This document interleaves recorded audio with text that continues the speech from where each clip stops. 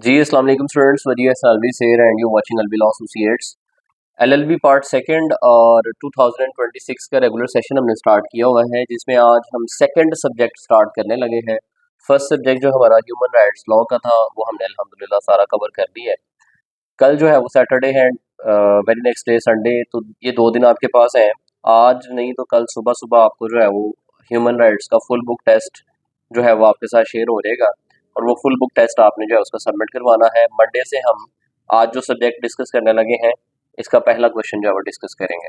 तो आज हमने इस्लामिक जूरिस्प्रूडेंस के मोस्ट इम्पोर्टेंट जो क्वेश्चंस बन सकते हैं, जो कि आपके एग्जाम में आ सकते हैं, वो मोस्ट इंपॉर्टेंट क्वेश्चंस डिस्कस करने हैं, जो कि हम इस सेशन में पूरे में डिस्कस भी करेंगे, और एग्जाम पॉइंट ऑफ व्यू से भी वो इम्पोर्टेंट क्वेश्चंस हैं।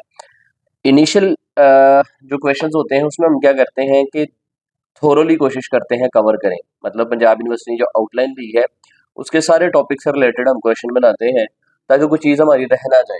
और इवन के उसके साथ अगर कोई एक्स्ट्रा क्वेश्चन पंजाब यूनिवर्सिटी पूछती है आउटलाइन से बाहर, तो वो भी हम कोशिश करते हैं कि इसमें कवर करें। लेकिन जब आपके एग्जाम्स करीब आते हैं तो फिर यही क्वेश्चंस आपके शॉर्ट भी कर दिए जाते हैं, कुछ कम भी कर दिए जाते हैं। एग्जाम नाइट में मजीद जो है वो कम कर दिए जाते हैं, तो वो सारा एक तरीका है, सिनेरियो है, वो इंशाल्लाह साथ साथ चलेगा। अभी हम आज जो है वो इम्पोर्टेंट क्वेश्चंस की बात करेंगे। ह्यूमन राइट्स का एक स्टूडेंट कह रही है जी लास्ट क्वेश्चन रहता था, वो इंशाल्लाह बाद में कर लेंगे। फिलहाल उसमें 26 अमेंडमेंट क्योंकि आपको पता आई हुई है, तो उसमें कुछ चेंजिंग्स करने की ज़रूरत है। उसको थोरोली करके तो फिर ही वो अलग से क्वेश्चन तैयार करेंगे। अभी फिलहाल उस लास्ट क्वेश्चन को हमने स्किप किया है। इस्लामिक जूरिस्प्रूडेंस स्टार्ट करते हैं जी, कि कौन कौन से इंपॉर्टेंट क्वेश्चंस हैं इसके 2026 के हवाले से, उनको डिस्कस करते हैं। सबसे पहला जो क्वेश्चन आपको आ सकता है वो है जी, discuss in detail the Muslim legal system and also describe the history and growth of Muslim legal system. Muslim legal system basically क्या है, और मुस्लिम लीगल सिस्टम की हिस्ट्री क्या है, मुस्लिम लीगल सिस्टम किस तरह से इसकी ग्रोथ हुई, ठीक है, ये सारा हम इसके बारे में पढ़ेंगे। Also describe some characteristics of Islamic legal system. Islamic legal system की कुछ करेक्टरिस्टिक्स कौन कौन सी हैं, खसूसियात कौन कौन सी हैं, सैलिएंट फीचर्स कौन कौन से हैं, ये भी हम इसमें क्वेश्चन में देखेंगे। क्वेश्चन नंबर सेकंड है, right a note on the following sources of Islamic law. ये क्वेश्चन इतना इम्पोर्टेंट है कि आप इमेजिन नहीं कर सकते। इस्लामिक लॉ के बेसिकली दो तरह से सोर्सेज हैं, एक प्राइमरी सोर्सेज हैं, एक सेकेंडरी सोर्सेज हैं। प्राइमरी सोर्स की बात करेंगे तो उसमें कुरान, सुन्ना, इजमा आता है। अगर सेकेंडरी सोर्सेज की बात करेंगे तो इस्तिहसान, तकलीद, इस्तकलाल, कियास और ज्यूरिस्ट की राइटिंग्स एटसेट्रा, ये सारे सेकेंडरी सोर्सेज में आ जाते हैं। जो प्राइमरी सोर्सेज हैं वो दो क्वेश्चन उसमें से मस्ट आते ही आते हैं, मतलब कुरान पाक पे एज अ लॉन्ग क्वेश्चन आता ही आता है, सुन्ना पे as a source long question आता ही आता है, इवन के जो साथ इजमा और इज्तिहाद है इन दोनों पे भी आ जाता है। तो मतलब ये चार क्वेश्चन, मतलब चार अलग अलग हमने लॉन्ग क्वेश्चन तैयार करने हैं सोर्सेज पे। अक्सर ऐसा होता है कि ये चारों एज अ लॉन्ग क्वेश्चन आए होते हैं, तो मतलब ये चार ही अगर आप कर लें तो आपका पेपर कह लें कि हल हो जाता है। लेकिन हमने ऑब्वियसली बाकी क्वेश्चंस भी करने हैं, लेकिन इन चार को हमने बिल्कुल अच्छे तरीके से तैयार करना है, ठीक है। तो Quran Pak as a source of Islamic law, इस पे एक लॉन्ग क्वेश्चन तैयार करेंगे। सुन्ना ऑफ प्रोफेट मोहम्मद सल्लल्लाहु अलैहि वसल्लम, इस पे एक अलग से लॉन्ग क्वेश्चन तैयार करेंगे। इजमा क्या होता है, इज्तिहाद क्या होता है, इन पे भी as a source of law बात करेंगे, ठीक हो गया। नंबर थर्ड पे जो हमने क्वेश्चन डिस्कस करना है वो है, right a detail note on the concept of जिहाद। ऑल दो ये जिहाद का जो टॉपिक है, ये आपको अपने जो आउटलाइन का सिलेबस आपको पंजाब यूनिवर्सिटी ने प्रोवाइड किया हो उसमें जिहाद का टॉपिक नहीं मिलेगा। लेकिन पंजाब यूनिवर्सिटी का अगर प्रीवियस आप देखते हैं, एग्जाम्स देखते हैं जो हुए हैं, पास्ट पेपर्स देखते हैं, तो उसमें जिहाद का क्वेश्चन अक्सर आपको मिलेगा। सो दैट्स वाई हमने जिहाद को ऐड किया कि ये क्योंकि आ जाता है, रिपीटेड है, सो हम इसको इग्नोर नहीं कर रहे, चाहे ये हमारे सिलेबस आउटलाइन में अवेलेबल नहीं है, लेकिन फिर भी हम जिहाद तैयार करेंगे कि जिहाद क्या होती है, इसकी इकसाम कौन सी है, किन सूरतों में जिहाद का जो है वो हुक्म दिया गया, एटसेट्रा एटसेट्रा। देन शूरा, शूरा का भी जो कंसेप्ट है ये आपको आपकी आउटलाइन में नहीं मिलेगा, लेकिन अलग से हम इसको तैयार करेंगे। शूरा से मुराद कंसल्टेशन के साथ जो मामला आप करते हैं, तो शूरा भी मोस्ट रिपीटेड क्वेश्चन है, इसको भी हम अच्छे तरीके से तैयार करेंगे। देन दो कंसेप्ट है आपके क्वेश्चन नंबर 5 में, एक है ओनरशिप और एक है पोजेशन। आप अभी इस्लामिक जूरिस्प्रूडेंस पढ़ रहे हैं, इसके बाद आपने इंग्लिश जूरिस्प्रूडेंस भी पढ़ना है। तो इंग्लिश जूरिस्प्रूडेंस में भी पोजेशन और ऑनरशिप का कंसेप्ट है, और इस्लामिक जूरिस्प्रूडेंस में भी ऑनरशिप और पोजेशन का कंसेप्ट है। लेकिन जो इस्लामिक जूरिस्प्रूडेंस है, इसमें हम इस्लाम के हवाले से ऑनरशिप का क्या कंसेप्ट है, इस्लाम के हवाले से पोजेशन का क्या कंसेप्ट है, उसको देखेंगे। ठीक हो गया। क्वेश्चन नंबर 6 है, how Islamic law has classified crimes as per punishment as hadd and तजीर।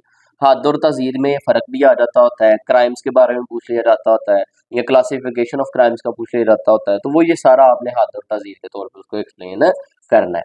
Question number 7 है जी, write a detail note on the concept of procedure of evidence in Islam.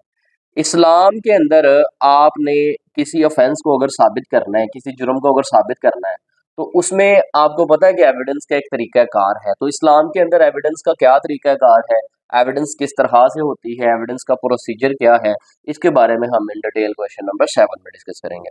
Question number 8 है कि what are the qualifications of witness for testifying, discuss the status of woman as a witness.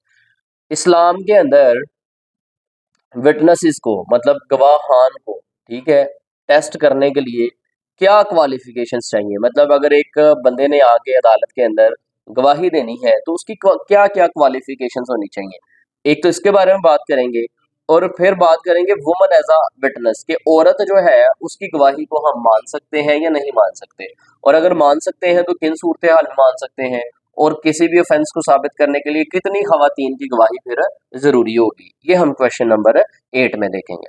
Question number 9 है जी, write a detail note on the different Muslim school of thoughts. ठीक है, आपको पता है कि सुन्नी स्कूल ऑफ थॉट्स पे अक्सर क्वेश्चन आता है, जिसमें आपके हनफी, शाफी, मालकी, हम्बली, ये सारे स्कूल ऑफ थॉट्स हैं। तो इन चारों पे अलग अलग भी पूछ लिया जाता है, या एज अ होल भी पूछ लिया जाता है, तो इस पे भी हम क्वेश्चन तैयार करेंगे।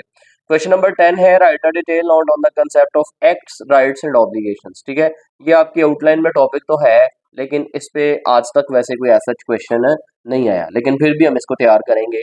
इस्लाम के अंदर एक्ट्स से क्या मुराद है, राइट से क्या मुराद है, ऑब्लिगेशंस से क्या मुराद है। Then question number 11, which is last but not the least, what are different ingredients of a contract under Islamic law? Contract का भी टॉपिक आपको आपकी आउटलाइन के अंदर वैसे नहीं मिलेगा, लेकिन अक्सर इस पे क्वेश्चन जो है वो आया हुआ है पास पेपर्स में, सो दैट्स व्हाई हमने इसको अपने इंपॉर्टेंट क्वेश्चंस का हिस्सा बनाया कि कॉन्ट्रैक्ट से क्या मुराद है और कॉन्ट्रैक्ट के इंग्रेडिएंट्स कौन कौन से होते हैं, इस पे हम बात करेंगे। ये टोटल 11 क्वेश्चंस हैं जिन पे हमने बात करनी है अपने इस आगे पूरे सेशन में। इंशाल्लाह जैसे ह्यूमन राइट्स लॉ हमने जल्दी जल्दी से कवर कर लिया है, ऐसे ही इस्लामिक जूरिस्प्रूडेंस भी कवर करेंगे।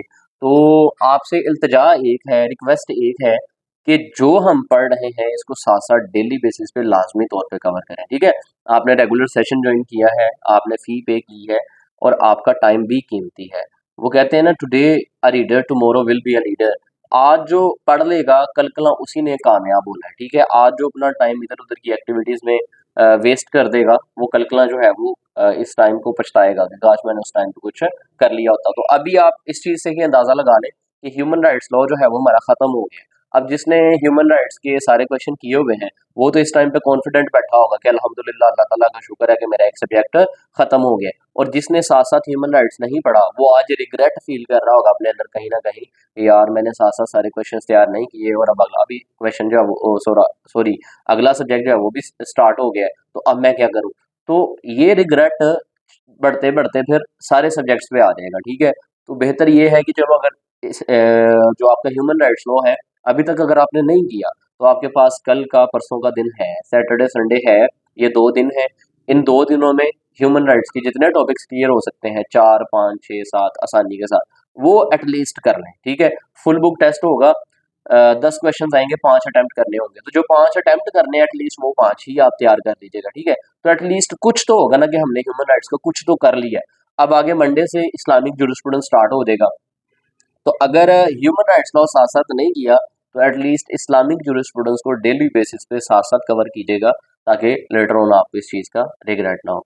लेकिन जी आज के लिए हमारे पास इतना ही है, मिलते हैं इंशाल्लाह अपने नेक्स्ट लेक्चर में मंडे को। तब तक के लिए अल्लाह हाफिज़, थैंक यू।